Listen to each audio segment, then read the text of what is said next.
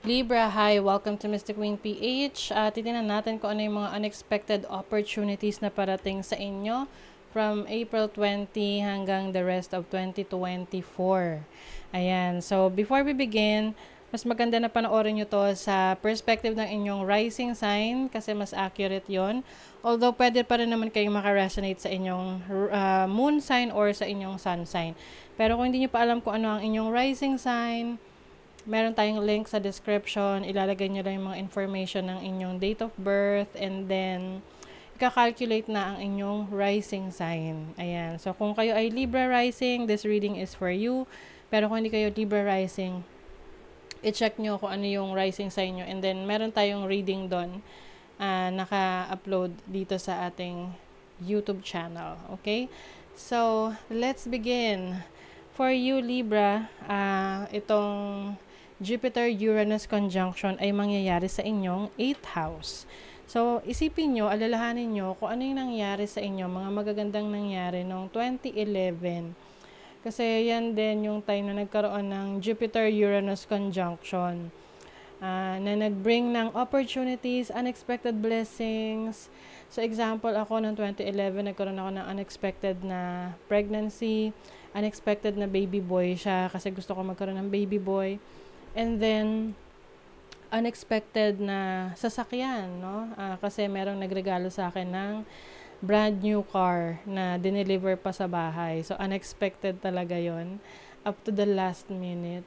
So, and then, meron ding unexpected na pagpapagawa ng bahay. So, nagkaroon kami ng, ang tawag doon, renovation. So, for you, itong Jupiter-Uranus conjunction will happen in your 8th house of investments, no? So, pwedeng meron kayong unexpected investment. Itong Jupiter kasi is about optimism, abundance, prosperity. This is the planet of good luck. And Uranus is the planet of unexpected things, breakthroughs, innovation. So, maaring merong mga unexpected na opportunity sa investment. Pwedeng yung iba sa inyo papasok sa papasok sa stock market, crypto, ayan. So, maaring dito nyo makikita kung ano ang resulta ng inyong mga pinagpaguran sa inyong pinag-investan. Some of you naman, pwedeng unexpected na relationship with someone na very, very, very, very very strong yung connection na to the point na pwedeng magkaroon din ng obsession, no, sa relationship na to.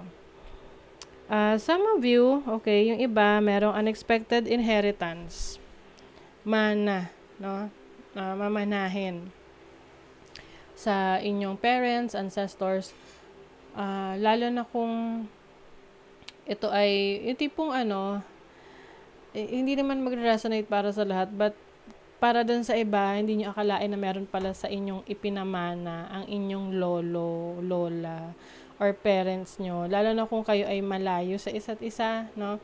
So, pwedeng ganon. Unexpected flow of money. Yung iba naman sa inyo, maaring merong unexpected endings, no? Endings sa isang relationship na you feel like you're no longer serving your highest good, no? So, it's like a blessing in disguise for you na kailangan na mag-end dahil hindi na yun nakakabuti for you. So, there's going to be a unexpected transformation, major change in your life, no? Pwedeng, some of you, separation, ending ng relationship. And pwede ring kung meron sa inyo nagpapa-annul, no, unexpected, ma-approve yung inyong annulment. So, magkakaroon kayo ng settlement, annulment or divorce. So, magkakaroon ng unexpected na result na mas pabor sa'yo. So, pwedeng may settlement, may makukuha kang certain amount of money. So, itong si Jupiter-Uranus, meron siyang sextile sa Mars, which is about the planet of action, desire, competition. So, some of you, Libra, maaring meron kayong mga maa-attract na unexpected relationships. Oo. So, pag ganito, mga unexpected relationships, so andyan yung mga pwedeng maka-attract kayo ng relationship na, alam niyo na, medyo pinagbabawal. Pwedeng may responsibilities na yung person na yon, mga affairs, ganyan. So, pwedeng mapunta kayo sa ganyang situation. But of course, nasa sa inyo pa rin naman yan, just in case na ma-experience nyo. Kasi maraming magkakaroon ng interest sa inyo during this time. It seems na, lalo na kung nagfo-focus kayo sa inyong sarili, you are practicing self-love, self-care, inaasikaso nyo, inaalagaan nyo yung sarili nyo, ini-improve nyo yung inyong sarili, especially your physical appearance, marami talaga magkakaroon ng interest sa inyo. So, syempre, iba't ibang klase ng tao yan pwede magkaroon ng interest sa inyo.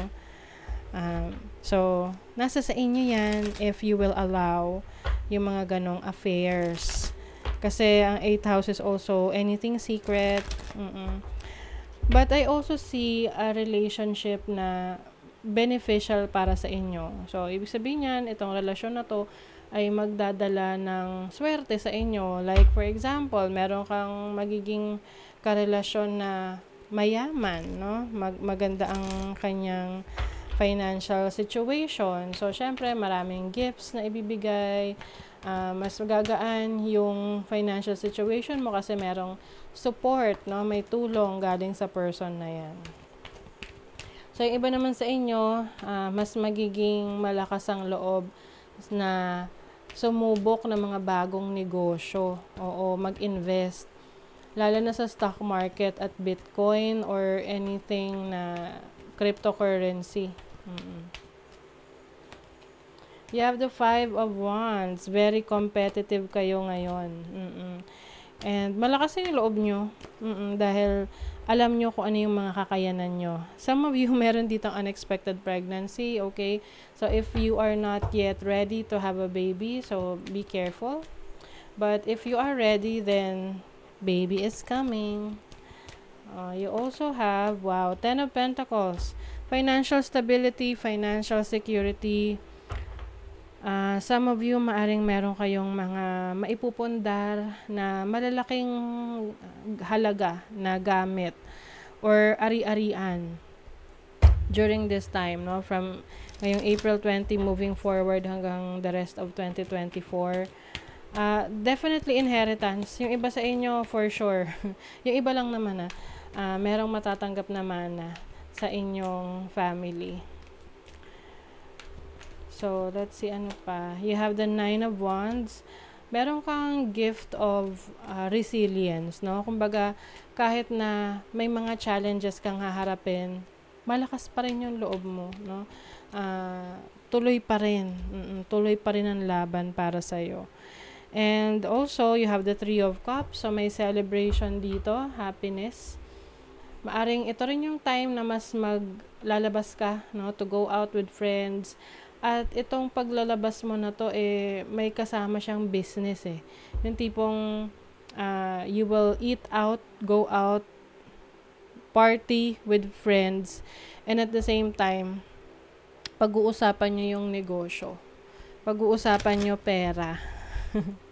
Maganda yun, diba? Oo. Inyong mga plano. Maaring meron din kayong mga bagong kaibigan na makikilala that is going to help you in your business. O, you have the 10 of Cups, happiness. Yung iba, maaring mag-i-invest kayo sa properties, sa lupa, real estate, no?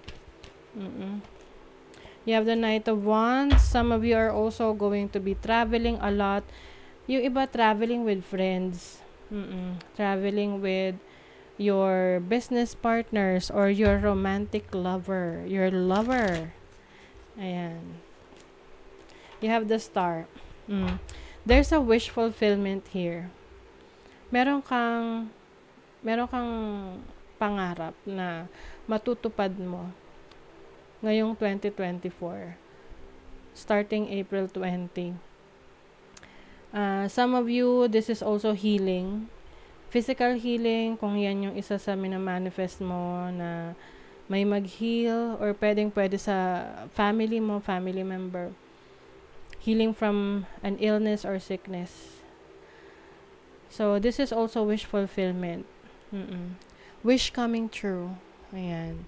So, that is your reading, Libra. Thank you so much. Bye.